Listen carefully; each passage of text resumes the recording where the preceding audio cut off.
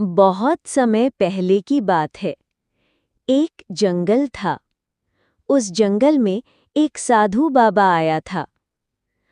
उस जंगल में साधु बाबा घूम रहा था। वो साधु बाबा बचपन में उस जंगल में आया था। उस जंगल में साधु बाबा को कोई आते हुए दिखा। अरे बेटा, तुम इस जंगल में नए आए हो। मुझे लगता है कि तुम पहले बार इस जंगल में आए हो। क्या हुआ है बेटा तुम्हारे साथ? मुझे बताओ, मैं कुछ करूँगा। हाँ बाबा, तुमने सही कहा। मैं इस जंगल में पहली बार आया हूँ। मेरा नाम रमेश है और मैं पास के गांव में रहता हूँ।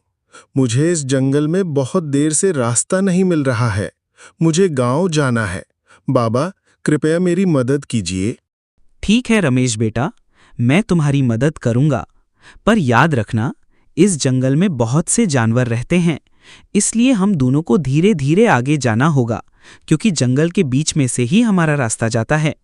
सही कहा ना मैंने रमेश बेटा? हाँ बाबा, तुमने सही कहा। हमें इस जंगल में से बाहर निकलना है तो हमें धीरे धीरे से जाना होगा। चलो बाबा, चलते हैं इस जंगल से बाहर। ऐसा कहने के बाद रमेश और साधु बाबा दोनों लोग उस जंगल में से बाहर निकलने लगे। दोनों लोग एक दूसरे के साथ चल रहे थे। उसके बाद रास्ते में कोई जानवर आते दिखा। वो तो एक शेर था। बाद में रमेश ने कहा, साधु बाबा, सामने तो एक शेर है। अब क्या होगा? बाबा, ये शेर तो बहुत भूखा लग रहा है। हम दोनों को खा लेगा। साधु बाबा, कुछ तो कीजिए। रमेश बेटा, तुम चिंता मत करो। ये शेर हम दोनों में से किसी को भी नहीं खाएगा। मैं इस जंगल में पहले भी आया था, इसलिए ये शेर मेरे सामने कुछ भी नहीं है। चिंता मत करो, अभी देखता हूँ इस शेर को। उसके बाद साधु बाबा ने जादू किया, उस शेर को जेल में बंद कर दिया।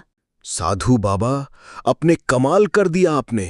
तो इस शेर को एक जेल में बंद कर दिया। अब बाबा, इस शेर का क्या होगा? ये शेर तो इस जेल में कुछ दिनों में भूख प्यास से मर जाएगा। कुछ कीजिए साधु बाबा।